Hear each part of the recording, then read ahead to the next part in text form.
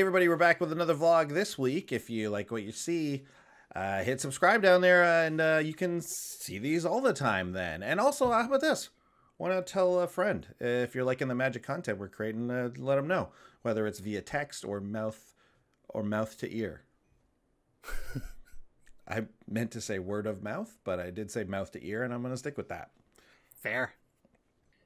This week, we're going to talk about the life cycle of a deck.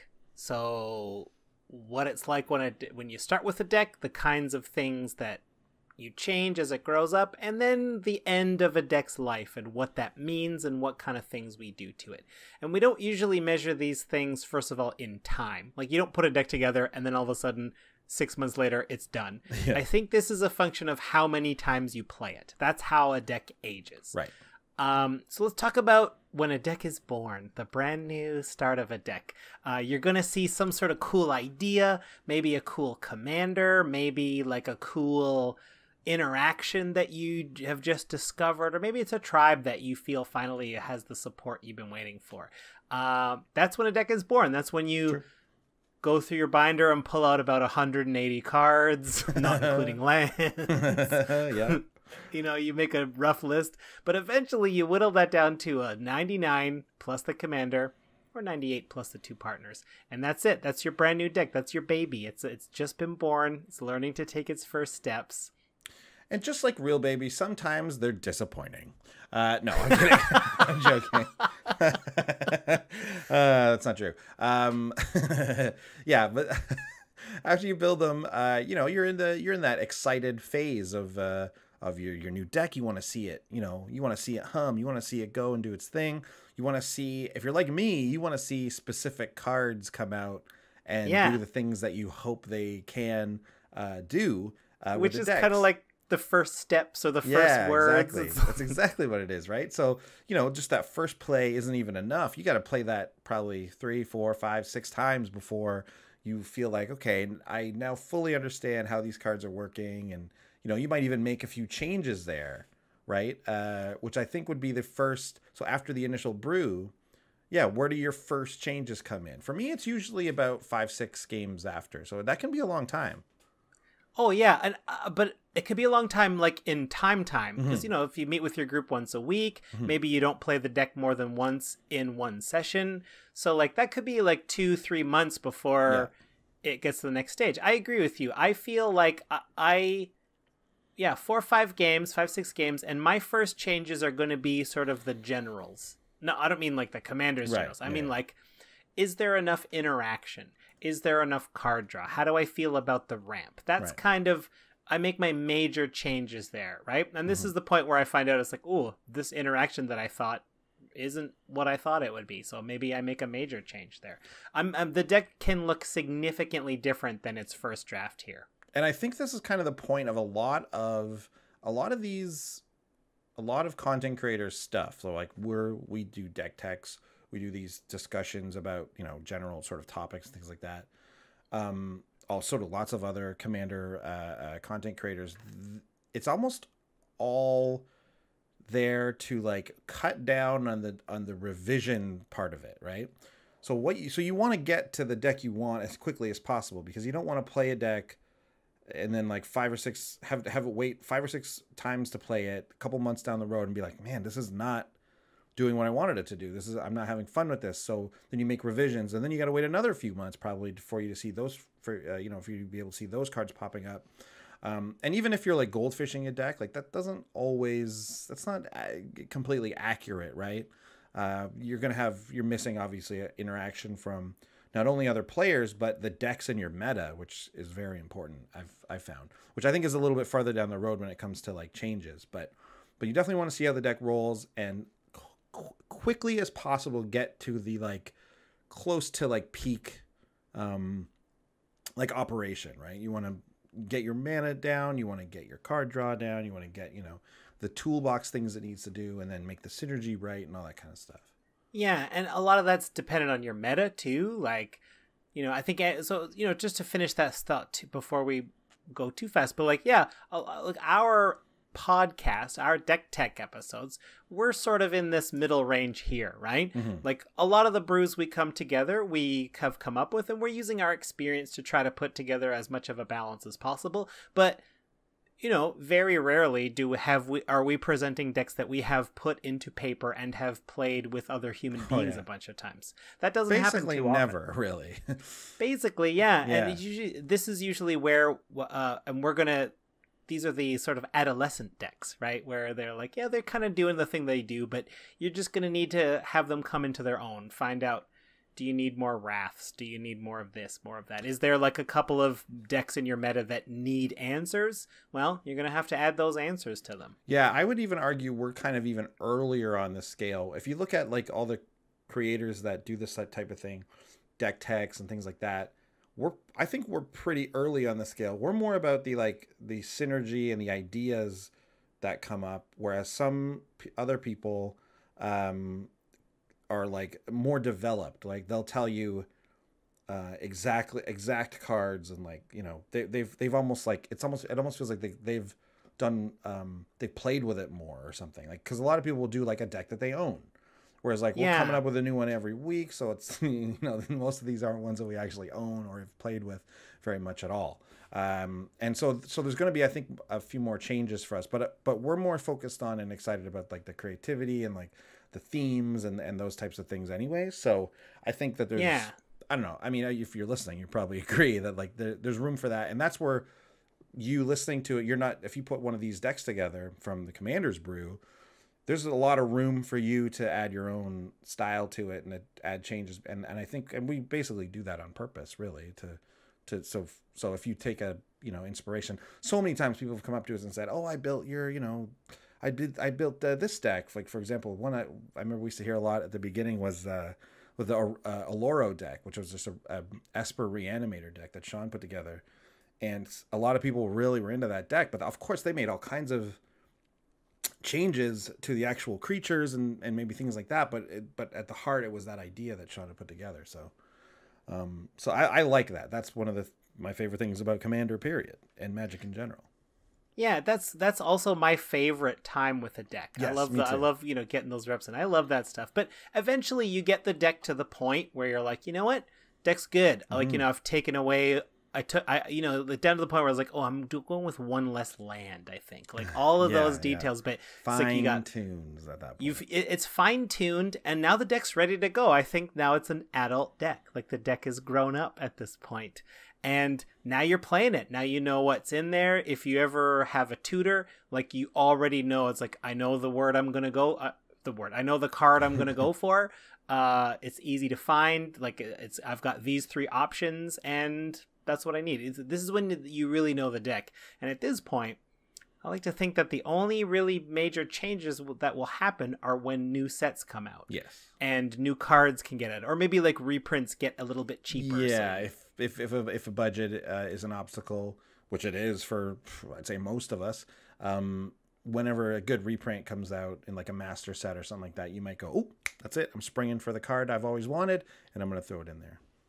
Yeah, so that's how many decks do you say, Andy, that you have in that stage? Yeah, so I was about to ask you this as a similar question. Okay. I was going to say, of all the decks that you have and are like you consider currently like that are playable for you, because I'm sure we all have decks that are like kind of in a half, you know, state of repair or whatever. But all the ones that you would consider playing in on a Magic night, how many of those are in this stage? So you asked me. So I say, so the topic of discussion was sort of inspired by a listener wanting to know like how many decks do we maintain. I'd say for me it's like I've gone from like having like 16 at one point. I think that was the highest I had, and it's pared down a bit now. I'd say it's around 11 right now, 11 or 12.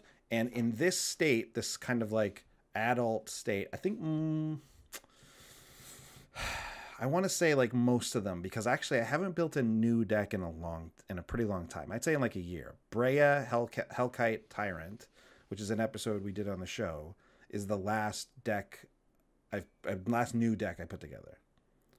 So yeah, they're up there now. They're all pretty old. Like I got a bunch of adults sitting around in my deck boxes these days. Yeah, And they're all talking about I'm aching. careers. Yeah, exactly. I'm aching to put together something new, but I've had a lot of things where I'm like trying to change decks I have into other decks and things like that, and it's so far I'm hitting like a bit of a wall with it. Oh, actually, you know what? I guess the Atraxable. I have that deck, and that deck is a lot of fun. And that deck is not. That deck is very loose. That's not an adult deck yet, really, either. That's an adolescence deck, but it's an adolescence deck that's like loose on purpose, and I don't want to tune it much, so it's weird. Yeah. So I'd say most of mine are like that. What about yours? I recently have butchered a lot of decks. Oh yeah. I've had decks on the shelf that I considered in their adulthood, but I hadn't looked at for like over a year and a half or more. So for that, I don't really consider them like I was in a different deck brewing mindset at that point.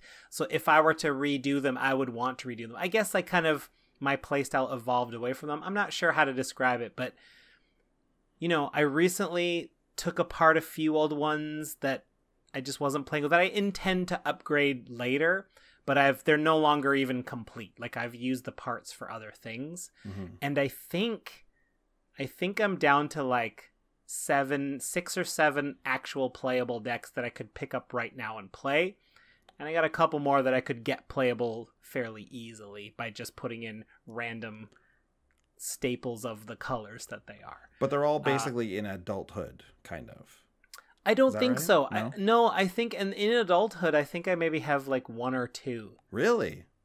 Because recently, I guess I'm just more enamored with the newer ones, I guess. I just want to put the more work into those. It happens. It definitely happens. So like I know what that's like too, because when I did that Brew Hellkite episode, I was like, this is a fun deck. It does a lot of different things, attacks on a lot of different angles. I'm into it. And then I put it together, and then it's one of the first decks I've ever made where right after the brew, it was like chocked full of like I couldn't fit anything else in. You need the rampant fixing that it has. You need this amount of card draw, these cards specifically for it, and then you need these amount of cards for the synergy and everything like that. And I was just like, the new Is It Commander deck came out, the Precon. And it had a lot of the cards from that deck, and then some of the new ones. I was like, oh, there's I'm going to put a couple of them in that deck. And then I'm sitting here looking at it, and I'm like, I think I can only fit in 2 cards from here. And it's, I can't remember which one specifically I put in, but I did update my deck list for it online. So, but yeah, only did you put 2. in the... And it was like taking out something that makes Thopters, like a creature that enters the battlefield makes Thopters, and like for one that makes like 1 more. Like kind of like slightly better versions of that. Did you put in the Genesis Wave for artifacts? I put that into my Doretti deck. Oh, okay. Yeah, that's a better spot for it. Yeah, because it's like, the weird thing about my Brew Hellkite Diamond deck is it's actually not that. It's a lot of artifacts, but it's mostly creatures that make artifacts. Okay. So those like artifacts matters cards aren't all that good. There was some that are really good in it, but there were some that weren't. So that one's better in the Doretti deck. But yeah, like, so then we were talking about, what you do once you've had these decks around for a long time, a number of years, you've played them all, what you're doing. And is this when the issue of retirement kind of creeps in? Yeah. So, and I would qualify that. I would qualify that when you like, you go to pack your bag and you pick up the deck box and you think, and this is what I think, I'm just like, and this is part of the reason I took apart some of those other decks, because I was like, I've done everything that this deck can do. Like I've made the combos in it happen. I've had the cool, all the neat moves that I like about it. I've done all the neat moves, and it's like, well, yeah, I've experienced everything that this deck has to offer. And I'm good, and I'm gonna, put that to bed and start a new one. It's interesting. So, you brought this up. It's in the show notes here. The idea of retiring a deck because you've like done it all. Yeah. And I've never done that to a deck. I've only ever retired decks or taken them apart because I wasn't happy with them or wasn't having fun with them anymore. But I've never done it to a deck that's just like, well, this deck's great, I love it, but I'm not doing anything new with it, so I think it's time to move on. I have 2 decks specifically that I built very early on. One is MacLeod, what's it called? Something of the anima. Sage. I don't know. And I have a Carador, right? Classic. Mael the anima is her name. And Carador, which everyone knows. But these are two decks that I've had very early on in my Commander brewing days, and I still have them together, and they haven't changed too much. But they're very different, right? So, and I know exactly what these decks do, and like, you know, Carador is more of a tuned, like very difficult deck for opponents to deal with, whereas Mael is pretty fun, just big smashy creatures, and it's pretty loose, right? But Mael is the one that I make more changes to, because as new giant stupid creatures come out, I'm like, oh, that would be so fun for Mael, and I'll have no problem swapping a creature out that's like, well, this was fun and I've played with it and I've seen it, so now I'll just swap this new one in, because like they're kind of interchangeable anyways. Whereas Carador, it's a little bit, it's a value based deck. It's not stacksy or anything like that. It was at one point, but I took all that stuff out because I didn't like it. But but like the value, like it's hard to improve on that a lot of the times, right? So like they're not creating very many new creatures, because it's a very creature heavy deck, that are going to improve on existing things that are in that deck, right? Like, I mean, like you're not going to find another Sheoldred, you know, you're not going to, like, that card is just so unique and so powerful that they don't make cards like that very often, especially now. It seems like there's some different philosophies with R&D, right? And so if you have a deck like that has a lot of those older cards in it, where it's like these are like the cream of the crop, super powerful cards, it's going to be hard to even make any changes to them. So that's one that you might consider for retirement, more than say something like a silly one where you're swapping things in and out all the time. Although I haven't retired any of them, and I probably won't.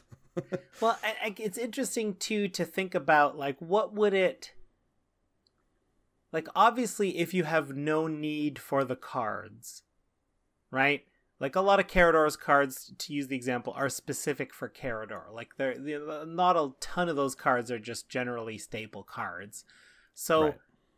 If you have no need for the cards, there's no need to ever retire a deck, right? Like there would be no need for that. But I suppose, you know, if you've got lots of staples in, maybe you'd want to like move those over. Maybe that would be a reason for it. I'm not sure. Yeah. And I mean, it depends on like how frequently you're getting new cards, right? Like if you're someone who was like, oh, I get the Commander Precons for Christmas every year or something like that, right? Where it's like, oh, yeah, that's a pretty big influx of cards that you're getting, and you're probably not relying on old decks to like, but some people will have like 2 or 3 decks, and then they like, okay, I'm done with this deck, so now I can take all the goodies from there and put them into something else and spread them around and that sort of thing, which I think is also like, you're going to find a lot of people that do that, I think. I also think the number of decks affects this so much. Yeah. Like you'll just never get bored of a deck if you have like a half dozen or 8 decks. You're like, if I had one deck, I would have to just tune it so much and then get it to adulthood where it's like, well, I'm not making any changes to this.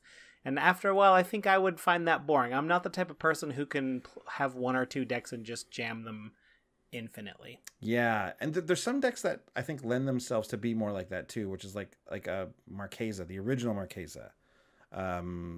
She has a list of cards that like are in most Marchesa decks and work so well and create such a almost like oppressive state, and it's just so hard to remove anything once a player has those things going. Like I have that deck, it's very fun to play, but it's not, I don't think it's as fun to play against, so I don't bring it out as much. And it's like, well, this is a tuned deck. It's got it all. What else can I do? That's one that I am kind of like, should I retire this deck? I don't bring it out often, so maybe I should think about doing something else with it. And I'm also one of these people that's like, yeah, I might have like 12 decks, but I want to try to like diversify the colors that I have, right? So that's my Grixis deck right now. But like, what if I want to do something else Grixis? Like, to me in my mind, I'm like, well, I've already got this Grixis deck. I might as well, instead, why don't I build like, you know, I don't know, an Orzhov deck. Like, I don't have an Orzhov deck, so I might as well, like, can I do that instead? Or can I go for one of the 4 colors, or, you know, something like that. Anyways, that's just my own personal neuroses about deck building, which I do have. Yeah, I also know that like I want a different deck box for every deck. If once I've used all the colors of deck boxes, then I'm just like, what am I gonna do now?